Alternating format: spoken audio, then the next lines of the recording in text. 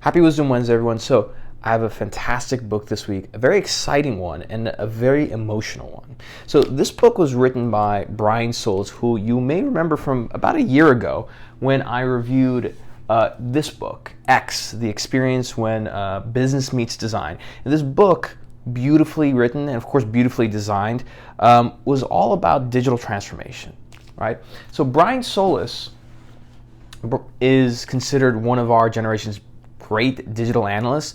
When he talks about digital transformation, the whole market really listens to him about it because he spends a lot of time studying how these technologies make an impact on us in terms of not only our markets and business, but how it affects daily life. So for somebody who's a futurist and a digital anthropologist, to write a book like this really caught me off guard. And here's the reason why. When I first got this book, just like every Brian Solis book there is, beautifully designed, a lot of fantastic images and definitely very creative, beautiful glossy paper. I love the quality of books that he produces. But what caught me off guard was like, why the hell is this guy writing it like a kid's book? Why is it so playful? Where's the serious digital transformation approach that I'm used to reading? And as I got deeper into it, I realized what he was doing, which was he's taking us on a journey. You see, I understood that with Brian being a digital analyst, he got deeply entrenched in technology in the sense that it was making him depressed. It was having a negative effect on his relationships, relationships with his family, his marriage, his kids.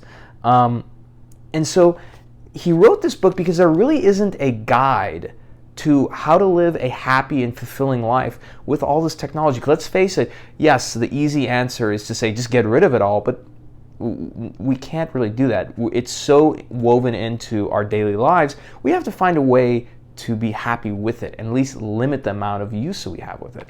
So he wrote this book as a journey, and you can tell that he starts out, he doesn't start writing this book with a conclusion in mind, right? Which in my opinion, those aren't great books. The best books are written from the point of view of an author who's taking you on a journey and they're learning as they go and write. So fitting enough, he draws a map out to how, in terms of how do you liberate yourself from technology and start leading a more mindful and fulfilling life.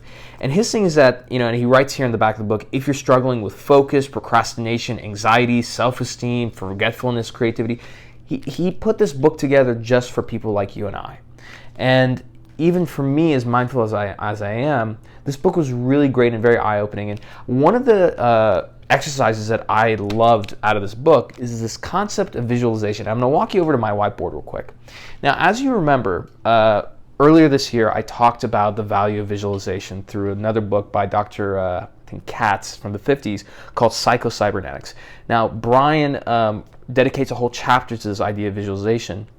And there's even a famous quote that I actually saw today on Instagram on visualization. It says, you'll accomplish more with 15 minutes of visualization than 5 or 6 hours of hard work. Now that might sound controversial, but here's the point of it. In order to psychologically prime yourself to move towards a goal, whatever that might be, whatever that is, you have to aim at something. And your aim is going to get better, not only if you visualize that goal, but more importantly, the process to getting there and the effects and impacts of having it. If you notice some of the best performers in the world, most successful people, they are very good at visualizing and imagining these unbelievable accomplishments and then the accomplishment. So I'm gonna walk you through a nice exercise that Brian actually put in his book, but I'm gonna do you a favor. I actually made a mnemonic. So Brian, that was one thing that you should have done, but I got you covered here. So here's the visualization exercise, and I want you to remember it as kids, except with a C. I could have made another mnemonic with these letters, but this is professional, so we're going to stick to something that fits. So kids, right? Because we want to be kids when we visualize, right? Being a kid, you use your imagination, you visualize. So let's go through it. So number one, the C. It has to be communicated. So whatever you visualize with your team, with yourself, you have to communicate it. Why? Because as human beings, you have to be able to speak the truth. Thought ends up occurring and forming when you're able to speak the words that you believe to be true. So it has to be communicated. Second, It has to be inspiring. It sounds like a kind of obvious one, but it's not so obvious, because a lot of times, and again, some great mentors that I've had always say that if you feel like you haven't you've achieved your goals too quickly, you didn't set them high enough. You didn't stretch yourself. That's something that at my current organization, Potrero Medical, from our CEO Joe Urban to our VPs and everybody else, our big thing is we have to set goals, but high enough goals that they're inspiring and they stretch us. Not high enough that's unimaginable, unattainable. Like you can't make $1 billion in a day, but you have to set high goals that the idea of trying to attain them scares you almost. Scares you in the sense of who would you have to become to attain those goals? The D stands for documented. So again, after you speak it, you have to make it real. You have to physically document it, write it out in detail, visualize whatever this aim is, what's going to happen when you get it, down to the very details. People who I coach on interviewing, a lot of professionals reach out to me just for help on interviews, and I'm happy to always provide advice. I always tell them, I said, picture yourself in the room that you're about to interview. Picture yourself having this amazing interview, the feel of the chair, the air of the room, the sounds, the sights, the smells, everything. The more details, the better. And then physically writing it down will force you to make your thought linear. The idea of reading and writing that's beautiful is that it forces your mind to focus on doing that one thing, right? It focuses the attention.